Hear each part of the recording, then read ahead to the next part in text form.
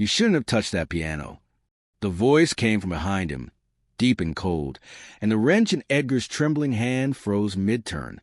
The hammer string he'd been adjusting snapped suddenly, a harsh metallic twang echoing through the hollow room. Dust fell from the cracked ceiling, and for a moment, the silence between the two men felt heavier than the ash that coated every corner of the burned auditorium. Edgar turned slowly. The man in the doorway wore a suit too fine for this forgotten place. Councilman Briggs, his son's old-school trustee. He looked older now, but not burdened, just careful, cautious. It was a simple job, wasn't it? Briggs said softly, stepping closer. Just tune it up for the memorial. Not pry. Edgar's eyes dropped to the open back of the piano, where the yellow blueprint peeked out from behind the wooden panel, half covered in soot. His hand shook as he slid it closer, seeing the faded name signed in black ink at the corner. Harlan Briggs. Same man. Same voice. You wired the school, Edgar said quietly. Briggs hesitated, then forced a dry laugh. Come now, Mr. Cole. That was decades ago. You think I remember every contract. His words sounded smooth, but his eyes darted toward the paper, hungry and afraid. Edgar folded it, slipping it into his jacket pocket. You remember this one, he said, because it killed 7 children. One of them was my son. The weight of his voice silenced even the dust in the air. Briggs sighed, straightened his tie, and forced a politician's smile. You've had a hard life. I understand grief makes people. Grief doesn't make people high blueprints, Edgar interrupted, his tone steady now, sharpened by years of silence. Guilt does. Briggs' smile faltered. He looked toward the shattered stained-glass window, his reflection split by the cracks. You play here every year, don't you? He said quietly. All that pain, all that devotion. But let me give you some advice. Old man, stop digging. You'll only bury yourself. He turned and left without another word. The echo of his shoes against the ruined floorboards faded into distance, but the warning stayed like smoke in the air. Edgar stood alone again, the piano open before him like an autopsy table. He ran his fingertips along the warped strings, his mind spinning. Beneath the surface, he could almost hear the faint laughter of children, his son's voice among them, sharp and bright, before it was swallowed by fire. He exhaled, his eyes wet but clear. They built their music on your ashes, he whispered, and began to tune again, not for beauty, but for truth. The keys clinked softly as he pressed them, testing sound after sound, until a pattern formed. Not melody, not harmony, something else. A code. He looked back at the folded blueprint, noticing the rhythm of numbers in the corner, timing patterns of the alarm circuit that failed that night. It wasn't an accident.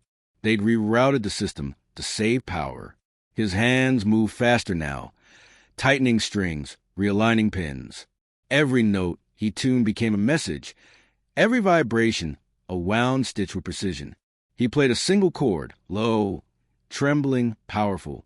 The sound carried through the burnt hall, like a breath from the past. In it, he heard 2 things, loss and purpose.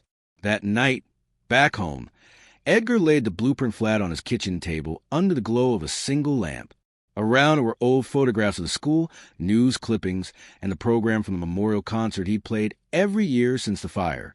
His hands hovered above the piano keys in his living room, polished, untouched, waiting. Slowly, he began to play. The notes came heavy, hesitant at first, then deliberate, turning into a rhythm that matched the pulse of the blueprint's code. C, D, F, pause. G sharp. It repeated, then shifted. He scribbled the sequence onto paper. The more he played, the clearer it became. The alarm's timing sequence wasn't random. It matched the electrical relay pattern in the piano's wiring. They'd built the same circuitry into the auditorium's lights. The song of his son's death had been inside his hands all along. He stopped playing and stared at the old radio on the counter, static whispering faintly through it. His reflection looked back at him in the dark window, old, fragile, but alive in a way he hadn't been in years. He whispered to himself, if you hide sin and sound, it'll sing back eventually. He knew what he had to do. The next morning, he returned to the hall early, before anyone arrived. The air smelled of damp ash and oil. He opened the piano again, replacing its tuning pins with modified ones that could hold microsteel vibrations, then began reworking the strings to form exact frequencies, each one matching the digits of Briggs' original code. As he worked, the echo of his heartbeat merged with the soft hum of tension building in the instrument. This wasn't a piano anymore. It was a confession chamber. When he pressed one key near the end, a high trembling note filled the air. The broken window quivered faintly, dust floating up as if disturbed by invisible breath. For the first time in 20 years, Edgar smiled. He leaned closer, whispered softly to the instrument, "You'll tell them what they did. You'll make them listen." But just as he closed the lid, a faint creak echoed from the hallway. He froze, listening. A shadow moved in the reflection of the piano's glossy surface, a figure standing near the door. "Mr. Cole," said a woman's voice, calm but wary. It was Margaret Harlan, the mayor's assistant, and the daughter of Briggs' partner. "You're early." He straightened, brushing dust from his hands. "Old men wake before guilt sleeps," he said gently. She gave a faint, uneasy smile. "You're not supposed to be in here before the inspection." "I'm just making sure it sounds right," he said. Her gaze flicked toward the piano, then to his jacket pocket, where a corner of the blueprint still stuck out. For a long moment, neither spoke. Then she said quietly, "Some fires were meant to burn once." She turned and left, leaving the echo of her words behind. Edgar sat on the bench again, his pulse steady now. He touched the keys one last time, feeling their coolness beneath his fingers. The air around him seemed to hum, alive with the promise of truth. He pressed a single note, and the sound carried to the empty hall. Pure, haunting, patient. Then he whispered, "Tomorrow you'll finally play the song they deserve." "Play again," Edgar whispered to himself, the faint echo of his trembling voice bouncing off the blackened walls. His fingers pressed the keys softly, each note hanging in the air like a memory, unfinished, haunted. The melody was beautiful, slow, mournful, but underneath it, something sinister pulsed. A rhythm that didn't belong. He paused halfway through, staring at the keys as if they were accusing him. "You'll hear it," he murmured. "You'll all hear it." He reached for the paper beside him, filled with jagged handwriting and musical notations that looked less like a song and more like confession. The Morse pattern was hidden in the chords, short, long, each combination spelling names, times, and words that no one would recognize unless they'd once read the blueprint he'd found. But the guilty would understand. His hand shook as he underlined one measure again, marking the exact spot where the word fire would be heard through harmony. For hours he rewrote, replayed, adjusted, until the song stopped being a tribute and became a weapon disguised as art. He could almost hear his son's laughter through the notes. Faint, far away, reminding him that justice wasn't violence. It was memory refusing to die. A loud knock startled him, and his pen rolled off the table. He turned slowly. Outside the cracked window, rain blurred the streetlight, and a shadow stood by the door. "Mr. Cole," a woman's voice called calm, "practiced. Mayor Briggs asked me to deliver the new memorial schedule." Edgar didn't move. He waited until the second knock faded before speaking. "Slide it under." A folded envelope slipped through the gap. He picked it up carefully, expecting paper. But inside was something else, an old photograph. His breath caught. It showed his son's class, smiling in neat rows, all in matching uniforms, the same auditorium piano behind them.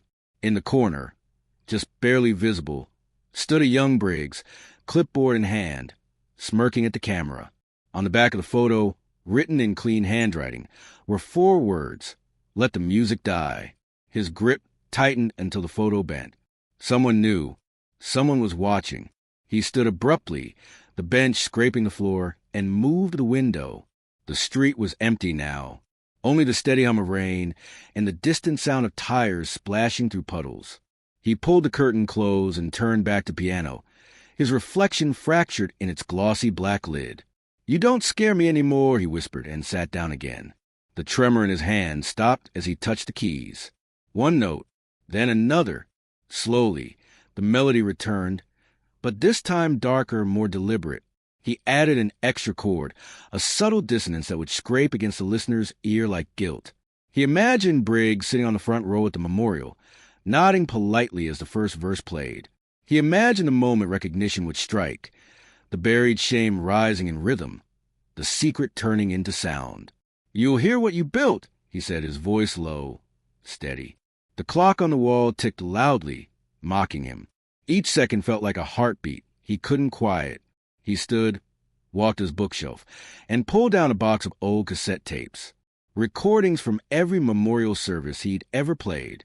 Each one was labeled neatly in his late wife's handwriting. Year 1, Year 2, Year 3. He put the first tape into his player. The hiss of age filled the room before the music began.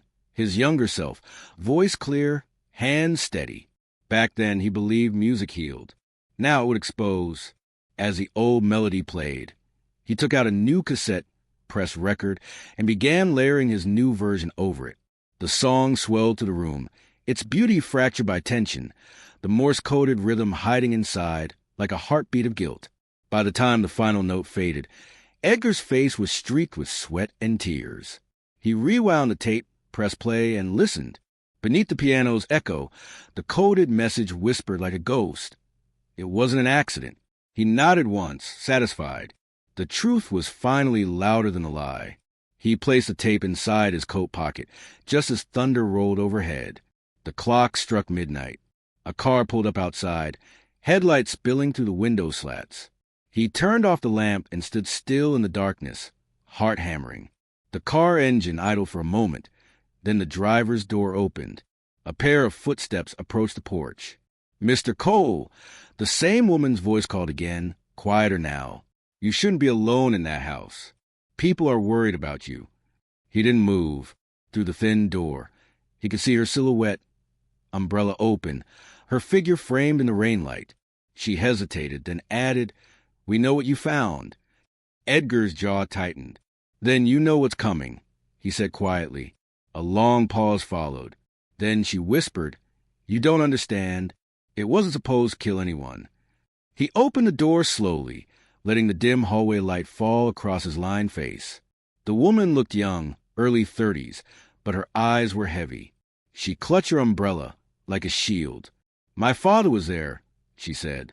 He tried to stop it, but Edgar cut her off.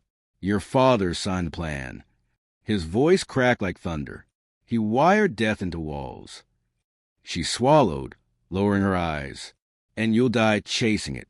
He stepped closer, rain soaking the threshold between them. "No," he said softly. "I'll live long enough to make it sing."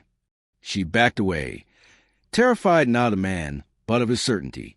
When her car drove off, Edgar stood under the rain for a long time, the blueprint clutched against his chest. The world had moved on. The town forgave its sins. But tomorrow, when the first chord echoed through that hall, the silence would shatter. He looked up at the sky, lightning cutting through the darkness like a conductor's baton, and whispered, "It's your turn to listen." Inside, the piano waited in silence, the keys gleaming faintly under a single flickering bulb. The sheet music lay open, wet from a raindrop that had fallen through the open window. The ink bled just enough to blur one phrase of Morse code, turning it into something new. 3 words that no storm could wash away. Fire remembers truth. Edgar smiled faintly, wiping his hands on his jacket. "Then let it burn," he whispered. And as he closed the lid of the piano, the faintest vibration hummed through the strings, like a voice breathing for the first time in 20 years. "You hear that?" someone whispered in the crowd. The first notes of Edgar's piano drifted across the auditorium like a ghost breathing through wood. Soft, trembling, beautiful, almost sacred. Every year, the memorial began this way, the melody of prayer for the lost. But tonight, something was different. The chords lingered longer than they should have, the rhythm slightly off, the silence between them unervingly deliberate. The audience couldn't name it, but their bodies felt it, a chill hidden beneath beauty. Edgar's trembling fingers glided over the keys, but his eyes weren't on the sheet music. They were fixed on the front row, where Mayor Briggs and his council sat with polished medals and polite smiles. He played the first verse like a eulogy, gentle and mournful, his wrinkled hands steady despite the ache in his knuckles. Each note carried years of silence and the weight of names that never left his mind, his sons among them. He pressed a minor chord, and it rang sharp, off-tempo, just enough to make Briggs flinch. The audience stirred. The room's perfect symmetry was cracking, though no one yet knew why. Edgar smiled faintly, sweat beading on his forehead under the stage light. The Morse code embedded in his composition had begun. Short, long gilt set to rhythm. He'd tested it 100 times, each sequence whispering words only the guilty could understand. Fire, alarm, cover, sign. His pulse thudded with every chord. Briggs shifted uneasily, whispering to the man beside him. Their lips moved, but no sound left their mouths. The rest of the audience stared at Edgar in quiet awe. To them, this was art. To Briggs, it was confession. Edgar looked down at his trembling reflection on the piano's glossy lid. "This one's for you, Matthew," he whispered so softly only the keys could hear. The next sequence began, a deep, resonant pattern that matched the electrical signal timing on the original blueprint. The lights above the audience flickered in perfect sync, like the building itself was remembering. Briggs stiffened. "What's happening?" his assistant muttered, but Edgar didn't stop. The melody built in slow waves, sorrow turning into storm. The sound grew darker, more complex, the rhythm twisting from prayer to accusation. Behind him, the memorial banner that read in loving memory of the seven fluttered slightly, the projector light shaking. People began glancing around, whispering. "Is this part of it?" someone asked. "It's strange." Edgar pressed harder, his hands trembling but sure. Every chord cut deeper now. Each key was a word, a wound reopened. He could feel the entire hall breathing with him, the same walls that once trapped smoke and screams. He felt them listening. Briggs stood abruptly. "Stop this," he barked, his voice cutting through the music. The audience turned toward him, startled. Edgar didn't look up. He shifted into the final verse, softening his tone to near silence, the melody breaking into fragments. Each one whispered names, his sons, the other children's, and the men who buried their deaths under politics. Briggs's face drained of color. "You don't know what you're doing," he shouted. "You'll ruin everything." Edgar lifted his eyes for the first time, meeting Briggs's across the crowd. "That's the point," he said softly. Gasps rippled through the room. The piano thundered again, low, violent, then eerily still. For a long moment, no one moved. The only sound was a faint hum from the lights above. Then, one by one, the projectors along the walls flickered to life, playing old photographs Edgar had quietly placed on the USB drive that morning. Children smiling in uniforms. The burned blueprint. A copy of the safety inspection. Report signed by Briggs. The words "false alarm." System bypass filled the white sheet. Murmurs turned to panic. Briggs stumbled back, shouting for the technicians to stop it. "Turn it off. Shut it down." But the images kept changing. His signature, his face, the date. The audience stared in disbelief. Mothers covered their mouths. Fathers looked away. Edgar's hands rested on the keys. Trembling but still, he whispered, "Now you'll hear what silence costs." The music shifted again, softer now, fragile and final. The crowd didn't applaud. They only watched. Some cried. Others stared blankly, as if they were listening not to a man, but to something sacred reclaiming its voice. Briggs pushed through the aisle, face red, spitting anger. "You think anyone will believe you? You're a bitter old man." Edgar rose slowly from the bench, his body shaking with exhaustion. "Belief isn't required," he said quietly. "Only truth." Briggs lunged forward, grabbing his shoulder, but the old man didn't resist. The microphone on the stage caught every word. "You killed children," Edgar said evenly, then called it an accident. The audience froze. Gas erupted like sparks. Security rushed toward the stage, pulling Briggs back as he shouted, "He's lying! He's lying!" But the screen behind them showed one final document, an invoice from Briggs Electric, dated 2 weeks before the fire, stamped approved. The hall erupted in noise. Reporters whispered to one another, cameras flashing. The mayor's wife fainted. Amid the chaos, Edgar sat back down, his eyes closing as he played the final notes. The melody turned pure again, no Morse, no code, just peace. He finished softly, his fingers lingering on the last chord like a goodbye. When it ended, there was silence. Heavy, trembling silence that carried every scream that building once held. He stood, bowed once to the crowd, and said quietly, for them. As he walked toward the exit, Briggs shouted from behind him, "You'll regret this." Edgar didn't look back. "I already did," he said. The doors opened, letting in the cool night air. Outside, the wind carried the faint echo of the last note, a sound too gentle to be called victory, but too true to be forgotten. As he stepped into the rain, headlights from a dozen cars lit the street, reporters, police, and truth itself arriving too late to stop him. He pulled his coat tighter, his son's photograph folded inside his pocket, and smiled faintly.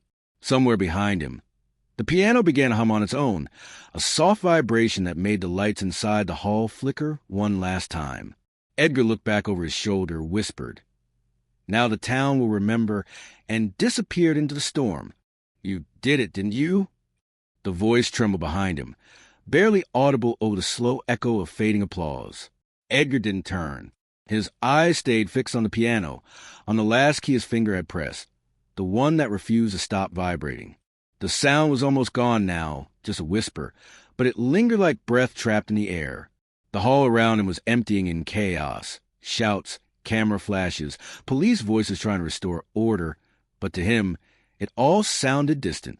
He could only hear the echo. It wasn't applause. It was truth. The door creaked, and Margaret stepped closer, rain dripping from her coat. Her face was pale, her eyes rimmed red. "You ruined everything," she said, but her tone was more weary than angry. Edgar finally looked at her. "No," he said quietly. "I just fixed what they broke." She shook her head, stepping toward the stage. "You think this is justice? My father's in handcuffs, the mayor's resigning, and the whole town's tearing itself apart. You didn't free anyone. You infected them with guilt." He smiled faintly, the kind of smile that held no joy, only peace. Maybe that's what truth feels like at first, an infection. Margaret climbed onto the stage, her shoes echoing on the wood. "They'll call you a madman," she said softly. "A bitter old man who lost his son and wanted revenge." He nodded slowly. "They can call me what they want, but they'll never call him forgotten again." His voice cracked at the end, and that tiny break of sound made her stop mid-step. She saw it then. Not madness, not vengeance, just a man who carried silence longer than any person should. He would have been 32 this year, Edgar whispered. Liked to play too fast, hated minor chords, said they made him sad. His fingers brushed the piano lid as if touching memory. Margaret's lips parted, but no words came. "I didn't mean for any of it to happen," she said finally, her voice breaking. "I was 16 when they covered it up. They told me it was to protect the town." "They protected their names," Edgar said, not unkindly. "Not your conscience. Not those children." He turned away from her and reached for the small cassette recorder on the edge of the piano. It was still spinning, the red light blinking steadily. "What are you going to do with that?" she asked. "I don't need to," he said. "It already played." He pressed stop and tucked it into his coat pocket.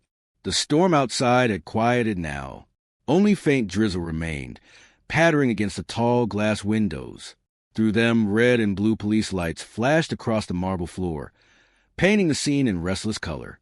Margaret stood there a long moment, watching him gather his papers, the blueprint folded neatly among them. "You know they'll come for you," she said. "They'll twist it, call it vandalism, trespass, anything to bury it again." Edgar nodded. "Let them. I've lived long enough in their silence. It's their turn to live in mine." He closed the piano lid slowly. The sound of it shutting was deep, final, almost ceremonial. Then he reached into his pocket, pulled out a worn photo of his son, the edges frayed, the corners darkened from years of touch, and placed it atop the piano. He used to say every sound leaves something behind. Edgar murmured, "Even after it fades, it stays in the air, just waiting to be heard again." He turned to her. "That's why I called it the echo." Margaret swallowed hard, her throat tightening. "You're not staying for the arrest?" "No," he said simply. You don't wait for applause when the truth's already spoken. He began walking toward the exit.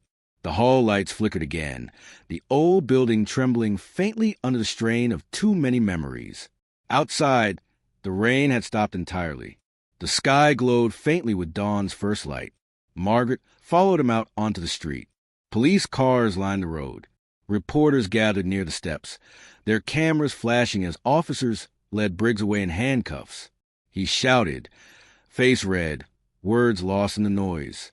The townspeople watched in silence, some crying, others expressionless, unsure whether to feel anger or relief. Edgar paused, his eyes tracing the scene. "Do you feel better?" Margaret asked quietly. "No," he said, "but I finally feel honest." He walked down the steps slowly, every movement deliberate, the kind of slowness that belongs to men who've already carried their heaviest weight. A few people in the crowd recognized him. One woman whispered his name. Another clapped a hand over her mouth. But no one approached. They only watched as he passed, as if witnessing a figure from their own buried conscience. When he reached the edge of the square, he stopped and looked back at the hall. Through the large window, he could still see the piano. It stood alone, surrounded by empty chairs, yet somehow alive, its strings humming softly with the air that moved through the open doors. Margaret stepped beside him. "You'll leave town?" He shook his head. "No, I'll stay. Someone has to rebuild the sound." "What sound?" she asked. He looked at her, a faint smile ghosting across his face. "The one that remembers." He started walking again, his cane tapping softly against the wet pavement. Each tap sounded like a beat in a metronome, steady, human, unbroken.